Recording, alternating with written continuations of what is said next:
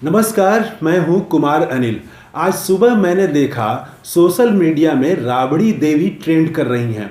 तो मुझे बड़ा आश्चर्य हुआ कि राबड़ी देवी क्यों ट्रेंड कर रही हैं। फिर मैंने जब चेक किया तो देखा कि दरअसल में सुनीता केजरीवाल, जो दिल्ली के मुख्यमंत्री अरविंद केजरीवाल की पत्नी हैं, वो आज फुल फॉर्म में चुनावी मैदान में उतर गई हैं और अपने प्रत्याशी के लिए रोड शो कर रही हैं। काफ़ी भीड़ जमा है दिल्ली की सड़कों पर।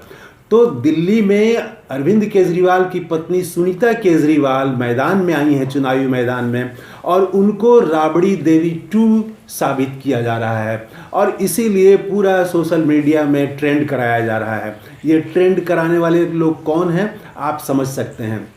यहाँ 3 सवाल खड़े होते हैं। पहला तो ये कि राबड़ी देवी का नाम क्यों लाया जा रहा है, दूसरा ये कि सुनीता केजरीवाल को क्या करना चाहिए, और तीसरा जो लोग ये सवाल उठा रहे हैं, राबड़ी देवी 2 कह रहे हैं सुनीता केजरीवाल को, वो लोग उठा रहे हैं कि पार्टी में, आप में क्या और कोई दूसरे नेता नहीं थे जो सुनीता केजरीवाल को आगे किया जा रहा है। तो वो पार्टी में लोकतंत्र का सवाल उठा रहे हैं। तो 3 सवाल हैं मुख्य रूप से, राबड़ी देवी, सुनीता केजरीवाल और पार्टी में लोकतंत्र का सवाल, दूसरे नेताओं को मौका देने का सवाल। तो पहले राबड़ी देवी पर बात करते हैं। मैं तो कहूँगा कि राबड़ी देवी भले ही कम पढ़ी लिखी हो, लेकिन उन्होंने बिहार के लोगों से कभी झूठ नहीं कहा। जैसा कि अमेठी में एक नेता ने कहा था कि अगर हम जीत गए, हमारी सरकार बन गई, तो 13 रुपया किलो हम चीनी दिलवाएंगे। तो अमेठी की जनता पूछ रही है कि 13 रुपये किलो चीनी कहाँ मिल रहा है और क्या हुआ उस वादे का। तो 2 करोड़ नौकरी देना या इस तरह से जो बातें की गई उस चुनाव में, तो राबड़ी देवी ने कभी नहीं कहा कि हम अगर आ गए तो हम 13 रुपये किलो चीनी दिलवाएंगे। झूठ नहीं बोला उन्होंने, और जो उनकी सच्चाई है वो सच्चाई सबके सामने है। दूसरी बात कि क्या सुनीता केजरीवाल को अपने पति के जेल जाने के बाद विरासत नहीं संभालनी चाहिए? तो देखिए, ये भारत है। भारत में ऐसा आप नहीं कर सकते हैं कि पति अगर जेल जाए तो पत्नी विरासत नहीं संभाले। ये तो यहाँ परंपरा में शामिल है। पत्नी आगे आएगी, कोर्ट में भी लड़ाई लड़ेगी, समाज का समर्थन भी लेगी, उसे सहानुभूति भी मिलेगी। इसी से सवाल जुड़ता है लोकतंत्र वाला। जो लोग भारतीय जनता पार्टी के समर्थक जो सवाल उठा रहे हैं कि आम आदमी पार्टी के दूसरे नेताओं को क्यों नहीं मौका दिया गया, ये तो राबड़ी देवी 2 हो गई। तो पार्टी में डेमोक्रेसी का सवाल उठा रहे हैं।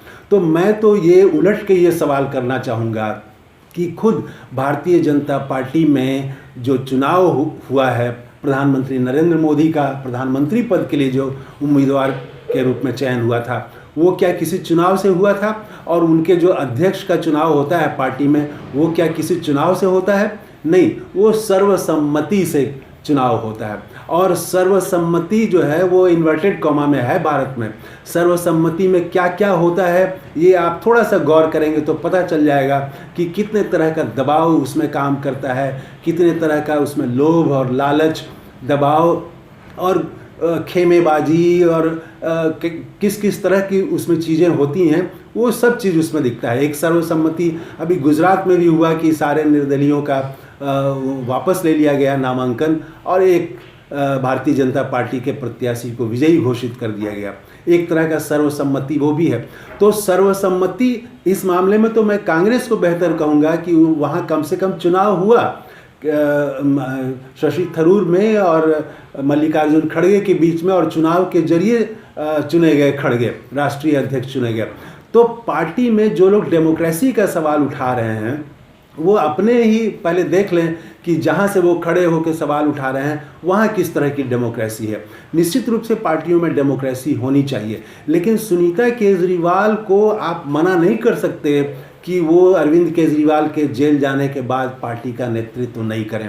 उनको सहानुभूति भी मिलेगी और इसमें कोई बुराई नहीं है। सहानुभूति अगर उनको मिलती है तो वो पार्टी उसका फ़ायदा उठाए। ये बुराई तो तब है जब आप झूठ बोलें, जब आप जनता से धोखा दें, वादा कुछ करें और वादा निभाएं नहीं, और जब लोग वादा की याद दिलाएं तो आप मंगलसूत्र की बात करने लगें, रोज़गार छोड़ करके आप मटन की बात करने लगें।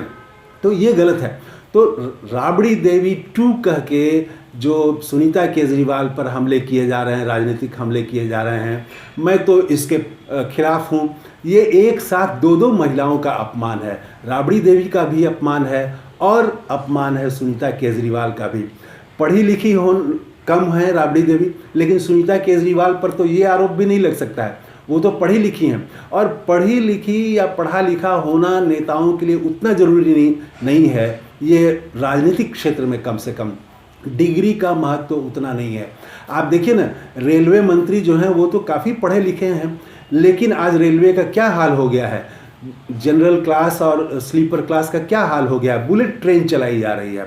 इससे तो बेहतर मैं कहूँगा कि लालू यादव के रेलवे काल में आप देखेंगे कि गरीब रथ चलाया गया था और हर ट्रेन में जनरल बॉगी की संख्या बढ़ाई गई थी। आज जनरल बॉगी की संख्या कम की जा रही है और स्पेशल ट्रेनों के नाम पर क्या हो रहा है, अब कोरोना काल से जो चला था स्पेशल ट्रेन वो आज भी चल रहा है और कितने तरह का लोगों से पैसा वसूलने का धंधा सामने आ रहा है। वो तो अखबारों में रह रह करके आता रहता है कि आप टिकट कैंसिल कराते हैं उसमें भी आपका पैसा जाता है। तो बहुत तरह से ये तो रेलवे को पहले वो जनता का सेवा करना और ख़ास करके आम आदमी की मदद करना, उसको राहत देना, ये काम था। अब तो पैसा वसूली का वहाँ भी पूरा जोर, जो मार्केटिंग जिस तरह से उसकी की जा रही है और पूरा वो कॉरपोरेट के हाथ में दिया जा रहा है, तो वो मुनाफे के लिए अब हो गया है। तो ये जो आज दिल्ली में किया जा रहा है, राबड़ी देवी 2 कह के केजरीवाल की पत्नी के खिलाफ माहौल बनाया जा रहा है, इसका राजनीतिक अर्थ एक ये भी है कि कहीं न कहीं भारतीय जनता पार्टी को लग रहा है ये कि अरविंद केजरीवाल की पत्नी अगर मैदान में आ गई तो चुनाव में नुकसान होगा। बात सिर्फ इतनी ही है। अब उसके लिए ये राबड़ी देवी का उदाहरण दे रहे हैं या ये कह रहे हैं कि पार्टी में डेमोक्रेसी नहीं है। बात सिर्फ यही है कि अरविंद केजरीवाल की पत्नी मैदान में आ गई हैं और इससे वहाँ आम आदमी पार्टी और कांग्रेस को फ़ायदा हो सकता है, भारतीय जनता पार्टी को नुकसान हो सकता है। तो धन्यवाद, थैंक यू, जय हिंद।